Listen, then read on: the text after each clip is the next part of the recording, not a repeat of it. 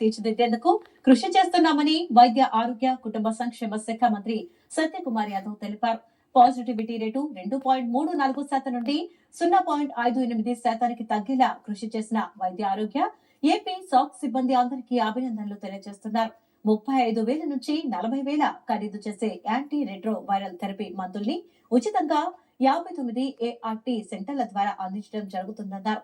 దాదాపు 42,000 మంది హెచ్ఐవి వ్యాధిగ్రస్తులకు ముఖ్యమంత్రి నారా చంద్రబాబు నాయుడు నాయకత్వంలోని కూటమి ప్రభుత్వం ఇవాళ పెన్షన్లు అందిస్తుందని, త్వరలో మిగిలిన అర్హులైన వారికి కూడా పెన్షన్ల మంజూరుకు చర్యలు తీసుకుంటున్నామన్నారు. వరల్డ్ ఎయిడ్స్ దినోత్సవాన్ని పురస్కరించుకుని రాష్ట్ర ఎయిడ్స్ కంట్రోల్ సొసైటీ ఆధ్వర్యంలో స్థానిక తుమ్మలపల్లి కళాక్షేత్రంలో ప్రత్యేక కార్యక్రమాన్ని నిర్వహించారు. ఈ కార్యక్రమంలో మంత్రి సత్యకుమార్ యాదవ్, కలెక్టర్ లక్ష్మీశ, ఎమ్మెల్యే గద్దె రామ్మోహన్, రాష్ట్ర AIDS control society project director Neelakantha Reddy, secondary health director KVM Chakradhar Babu, public health and family welfare director doctor Padmavathi తదితరులు పాల్గొన్నారు. అనంతరం మంత్రి సత్యకుమార్ యాదవ్ మాట్లాడుతూ ఎయిడ్స్ వ్యాధి నియంత్రణకు కేంద్ర రాష్ట్ర ప్రభుత్వాలు నిర్వహిస్తున్న కార్యక్రమాల వల్ల గతంలో ఉన్న 2.34% పాజిటివిటీ రేటు 10 సంవత్సరాలు అయ్యేటప్పటికీ 0.58% తగ్గిందన్నారు. 10 సంవత్సరాల క్రితం 25,000 కొత్త కేసులు నమోదైతే 10 సంవత్సరాలలో 13,000 కేసులకు తగ్గిపోయాయన్నారు. ముఖ్యంగా యువత అప్రమత్తంగా ఉంటూ అవగాహన పెంచుకోవాల్సిన అవసరం ఉందన్నారు. ప్రజల్లో అవగాహన కలిగించడం కారణంగా హెచ్ఐవి పాజిటివిటీ రేటు 0.10% నుండి 0.04% తగ్గిందన్నారు. ప్రభుత్వాలు చేపట్టిన అవగాహన కార్యక్రమాల కారణంగా పాజిటివిటీ రేటు తగ్గించగలిగామన్నారు.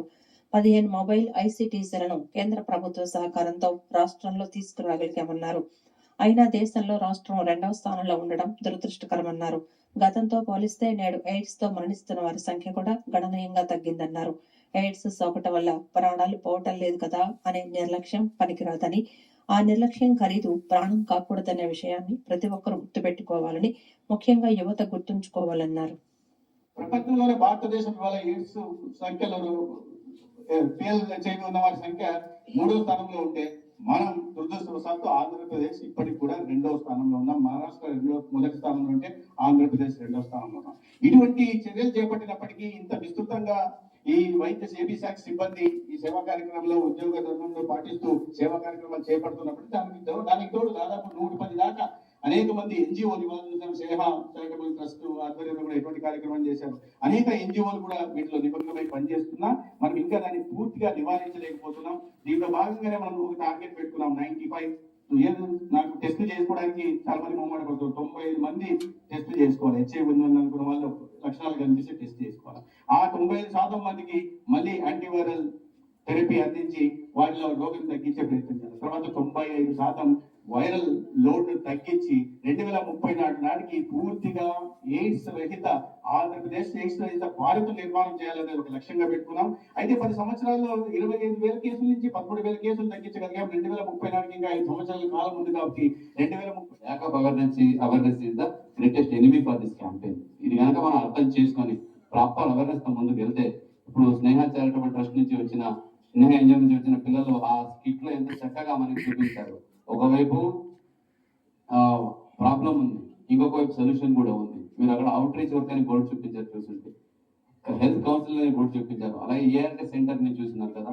ఇవన్నీ గవర్నమెంట్ తరఫు నుంచి కేంద్ర ప్రభుత్వం ఇటు రాష్ట్ర ప్రభుత్వం ముమ్మరంగా ప్రతి జిల్లాలో ప్రతి సిటీలో కూడా ఈ కార్యక్రమాన్ని చాలా ముమ్మరంగా చేస్తా ఉంది. ప్రాపర్ అదేంటి ఫ్రీ ఆఫ్ కాస్ట్, దీనికి ₹1 పే చేయాల్సిన అక్కర్లేదు. అదే ఇప్పుడే మన ఎండి గారితో మాట్లాడితే ఇది ఎంత అవుతుంది యాక్చువల్లీ కాస్ట్ పే చేయాలంటే లక్షలాది రూపాయల మెడిసిన్ అవుతాయి.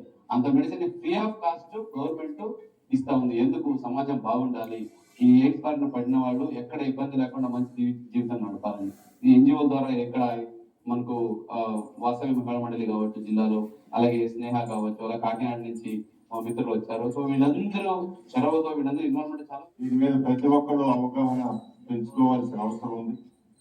మనకి ఇందాక ప్రతిక్రియ చేసిన విధంగా దాంట్లో ఉన్న ప్రతి పాయింట్ ని మనం అనుసరిస్తే చాలా వరకు కంట్రోల్ చేయొచ్చు. ముందు దురదృష్టవశాత్తు అది సోకిన వారిని మనోధైర్యంగా ఉంటే మేము కూడా చాలా మంది చూడటం జరిగింది. ఆ గతంలో ఎయిడ్స్ వచ్చిందంటే సంవత్సరంలోపు వాళ్ళు మరణం పొందేవారనే దాని నుంచి ఇప్పుడు 20-25 సంవత్సరాలు ఇందాక రామ్మోహన్ రావు చెప్పారు.